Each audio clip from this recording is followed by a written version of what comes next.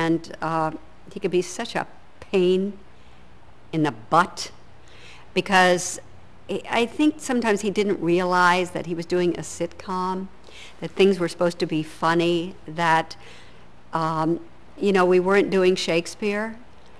And he didn't always understand that. I remember one episode where we were going to switch roles. I was going to teach the boys sports and things like that, and he was going to teach the girls how to cook and those kinds of things.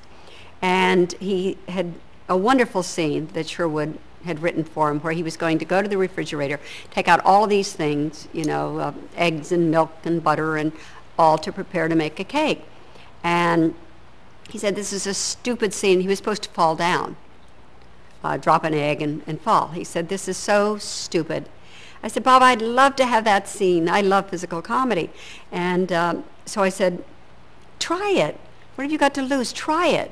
If it doesn't work, then I'm sure they'll give you something else to do. So begrudgingly, he tried the scene. He went to the refrigerator. He got out milk. He got out butter. He got out all these ingredients. He got out the eggs. He accidentally dropped the eggs. He fell. He flew up in the air and landed on his behind. And, well, we were all hysterical. And to his credit, he got up and said, okay, I'll do it. I did over 3,000 animated cartoon episodes. One day, one of my biggest thrills was meeting Walt Disney. Walt directed Sport Goofy and Casey at the Bat, which I narrated. And I came in early because I dressed up because I was going to meet Walt Disney for the first time. And Walt was coming in, and the engineer says, now make sure everything is neat because Walt is coming in. Well, he was coming in the door, and one of the engineers said, well, close the door. Mr. Disney doesn't like that door to be open. Unfortunately, I had my hand up against the door, and somebody slammed the door on my thumb, and I'm bleeding. As Walt walks in, he says, well, Gary, I'm Walt Disney. It's a pleasure to meet you. And I said, excuse me, Mr. Disney, I don't mean to be rude, but I'm bleeding to death. I just got my hand caught in the door. He said, my gosh, and I've got blood running down my thumb. And he says, well, let's get a nurse over here. So he immediately phoned, I don't know where he phoned, but a nurse came almost immediately and fixed me up. And I said, oh my gosh, I'll never forget this. Excuse me, Mr. Disney, but he said, that's all right, but I hope you're okay. And I said, yes, I am, except I'm bleeding.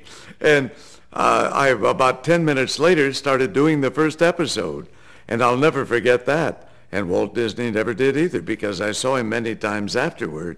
And one day, I'm driving down the freeway, and Walt is driving down the freeway, and he yells out, how's your hand? I said, it's fine. It was Walt Disney yelling at me. There was no doubt about that. Beam Me Up Scotty came from Captain Kirk saying, beam me up, Mr. Scott. And the fans turned it into Beam Me Up Scotty. And that's how it happened. And I've had it 70 miles an hour of 4 lanes across the freeway, shouted at me. 20 seconds later, the driver was over driving beside me. I think that my greatest thing about Star Trek was the fact that we got along so well together. And that was a lot of fun.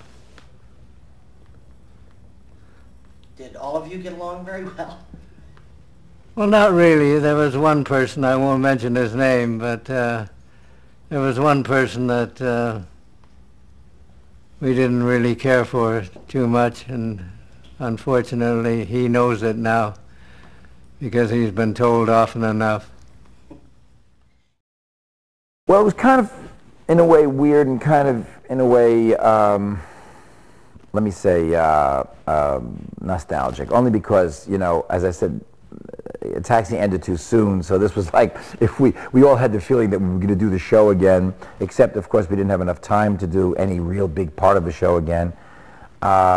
So we all came with different expectancies, and of course we didn't all look exactly as we did, and the fun was we were being made up to look exactly as we did years before.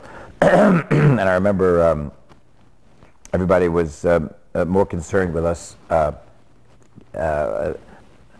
getting our shapes right, you know, sucking your gut, look this way instead of this way. It was kind of fun because I had to do it with a guy who was not Andy Kaufman.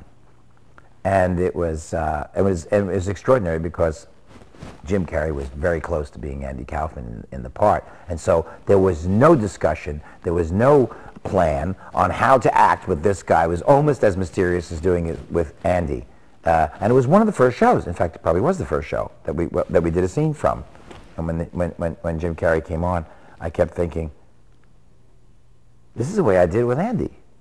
This is crazy. It's exactly the same way as I did with Andy. Because I remember the lines. And everybody else had a different reaction. I know it was very strange because we were all together once again, not all of us, but because I remember Tony Danza wasn't there. And Danny DeVito was playing Andy Kaufman's manager, so it was a little bit different. I don't know how it ended up. I know that we had this wild, wacky time, you know, even at lunch.